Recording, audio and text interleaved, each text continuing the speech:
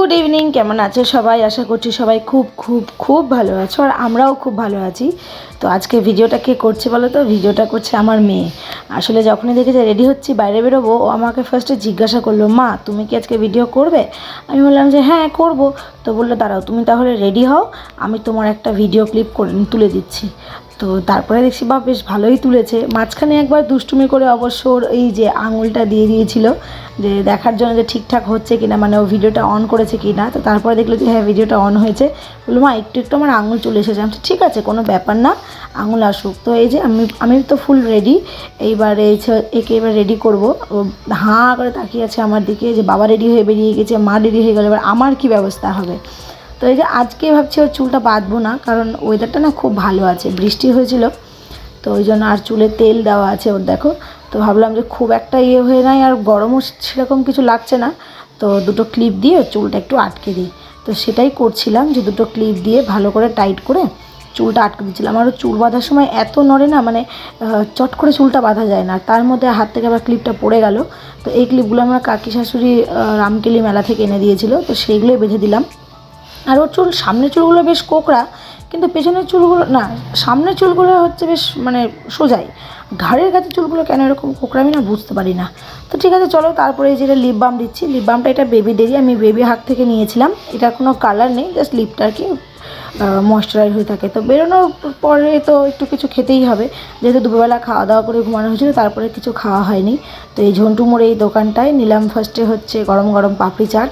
আর যেহেতু পরের দিন মানে মঙ্গলবার একাদশী, তো সেই জন্য আজকে তো ফুল নিরামিষ, আমরা নিরামিষ খাই একাদশীর আগের দিন ও একাদশীর পরের দিন। তো সেই জন্য এখানে পাপড়ি চাট নিলাম, আর তারপরে নিয়েছিলাম 1 প্লেট দই বড়া। 1 প্লেট দই বড়া আমরা 3 জনে ভাগ করে খাই, কারণ 1 প্লেট দই বড়া কেউ যদি একা খেয়ে একটু জল খায় না, পরের 2-3 ঘন্টার কিছু খেতে হয় না, এত মানে টেস্টি হয়। প্লাস তোমার পুরো একদম স্টাফিং একদম ভরে ভরে দেয়। আর এইখানে দেখো লাইটের উপরে কত লাইট পোকা, মানে একটু বৃষ্টি হয়েছে যে। আর এই যে এই দাদাটার দোকানেই আমরা খাই, ঝন্টু মোড়ে। তো চলো এবার বেরাই। আমার মানে যে কাজটা সবথেকে বিরক্ত লাগে এখন ইদানিং, এটা খুব বিরক্তকর কাজ হয়েছে, প্রথম প্রথম খুব ভালো লাগতো, কিন্তু এখন আর ভালো লাগে না। তো সেই কাজটাই করতে যাচ্ছি। তো চলো, আর এই যে মালদাতে এসেছে এক্সপো, প্রায় 1 মাস হয়ে গেল জানো এক্সপো এসেছে, কিন্তু আমি একদিনও আসিনি, আর আমি আসবোও না। আমার না ভালো লাগে না এক্সপো মেলা। তার কারণ হচ্ছে চারিদিকে এত নাগরদোল্লা নয়, ছোটো জায়গার মধ্যে আমার প্রচণ্ড মাথা যন্ত্রণা করে। তো হাজব্যান্ড আসবে হয়তো মেয়েকে নিয়ে 2-1 দিনের মধ্যে। তো এখানে গাড়িটা সমবায়িকার যে পেছন দিকে হচ্ছে পার্কিংয়ে রেখে দিলাম, রেখে দিয়ে যে ভেতরে ঢুকে পড়েছিলাম। ছিল না বাস্কেট, তো বাস্কেট নিয়ে তো প্রতিবারের মতো এবারও আগে ওপরেই যাচ্ছি, কারণ ওই ভর্তি জিনিস হাতে করে নিয়ে আবার ওপরে ওঠার থেকে আগে ওপরে জিনিসগুলো নিয়ে পরে নিচের জিনিসগুলো নেব। তো ফার্স্টে এসেছিলাম, মেয়ের কিছু জিনিস লাগবে। মেয়ের হচ্ছে হিমালয়ার যে সমস্ত প্রোডাক্টগুলো ইউজ করে আর কি, তেল না, শ্যাম্পু, তোমার সাবান, আর হচ্ছে ফেস ক্রিম, এই 3টে নেওয়ার ছিল, নিয়ে নিলাম। পাউডারটা আছে, পাউডারটা এর আগে নিয়েছিলাম, তো পাউডারটা আছে। তো তারপরে তো যা যা দরকার ছিল সব কিছু নিয়েছি, আর মাঝে মাঝে বেশ কয়েকটা জিনিস ভুলেও গেছিলাম। আর তারপরে এই যে কারণে আমার এত বিরক্ত লাগে এই লাইন, আজকে 1 তারিখ অবশ্য, সেই কারণে ভিড় বলবো না, 5 তারিখে আসলেও সেম থাকে, আর 5 তারিখের পরে আসলে অর্ধেকের বেশি জিনিস পাওয়া যায় না। আর এইখানে হচ্ছে চাল আর তেলও পাওয়া যায়, খোলাও পাওয়া যায়, তুমি বস্তাও নিতে পারো, কিন্তু চাল তেলগুলো আমরা হচ্ছে ওই বাইরের মিল থেকে নিই, চালের মিল থেকে চাল আর তেলের মিল থেকে তেল নিই। আর এইখানেও দেখো চাল, যেটা আমরা ছোটোবেলায় করতাম, চাল পেলেই চাল নাড়তাম, তো ওও তাই করছে।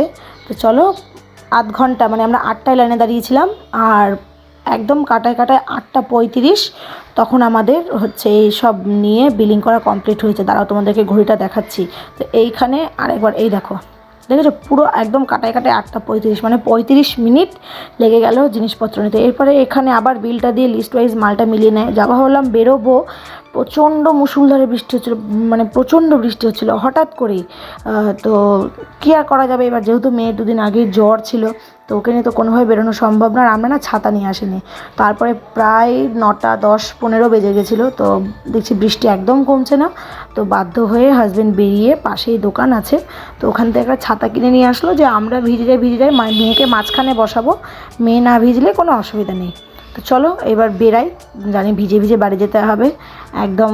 হাজব্যান্ড তো মাথায় একটা প্যাকেট নিয়েছে, তো ওটা শাহাপুর ব্রিজে যাওয়ার পরে আর মাথায় ছিল না, উড়ে চলে গেছিলো। আর এইখানে দেখো হাজব্যান্ডের অবস্থা দেখেছো, একদম পুরো ভিজে, কি বলবো, আর একদম কাক ভিজে গেছিলো। আর আমার যে সমস্ত মাসের বাজারগুলো ছিল সেইগুলো মানে স্নান বলতে পারো, মানে ওপর থেকে জল পড়েছে, নিচ থেকে বেরিয়ে গেছে, এইরকম প্রত্যেকটা খাবার দাবার একদম স্নান হয়ে গেছিলো।